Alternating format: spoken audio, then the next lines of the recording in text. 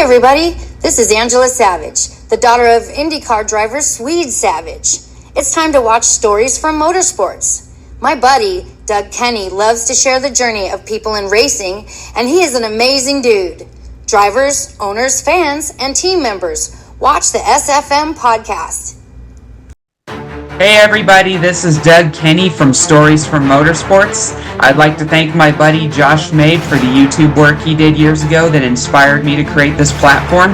I'd like to thank my buddy Victor Sifton for convincing me to get back into it after my hiatus from 2017 to 2019. I have a very special treat for you all today with an amazing journey from an amazing racing figure. Drivers, start your engines.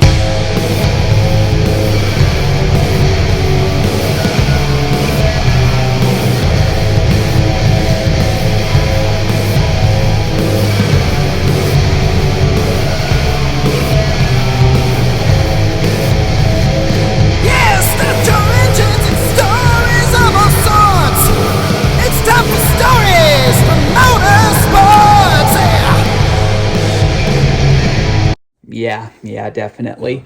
I have a similar story with my brother from my own karting days. There was one race where he should have won. I was winning a lot of races that year in some series I used to compete in for K1. I forget what it's called now, but because the name changed. But I remember dominating a season, winning pretty much most of the races, and I invited my brother to compete for one race. And sure enough, he put it on pole and led the first 5 laps of what was going to be a 25-lap race.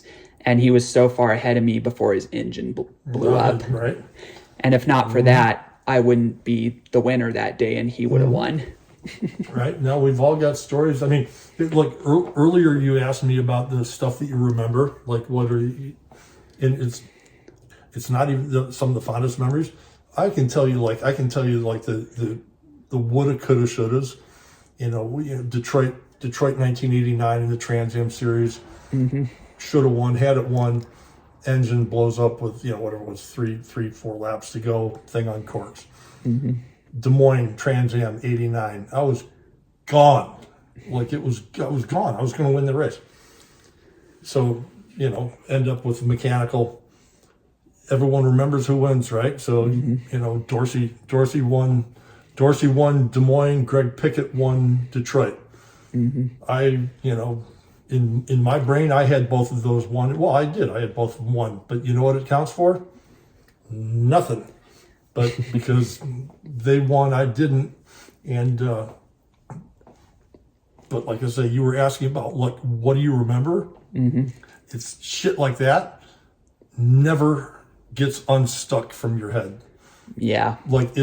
I remember that stuff as clearly as any of the greatest days I had. The most bittersweet days are equally prominent in terms of what you remember. It's crazy. You think you try and forget that stuff, but you can't. Nah. Ron Fellows once told me that sometimes he wakes up at night about that Sonoma win. Or no, that Sonoma near win. Right. No, I bet he does. I mean, and it's not that you did anything wrong, or obviously you can't even change it. Yeah. But you know how close you were, and it's how it goes. But like you said earlier, sometimes you get lucky. Well, if you're getting lucky, someone else is probably getting unlucky. Yep. Right? It can go both ways. It can go both ways. Yeah. Yeah. Or to next, brother. Yeah. More stuff in here if you want. Oh yeah.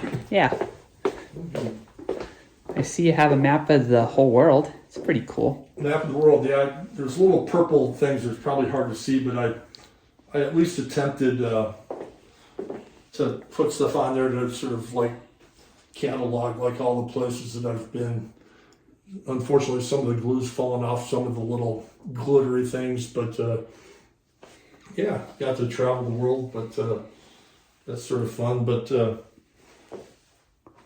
up here, got you got to meet Nixon. That's with President Nixon. Like I said earlier, a big fan of Reagan, but I was actually had dinner with President Nixon on actually a couple occasions. But that was from That was from my grandfather's 90th birthday party in Chicago.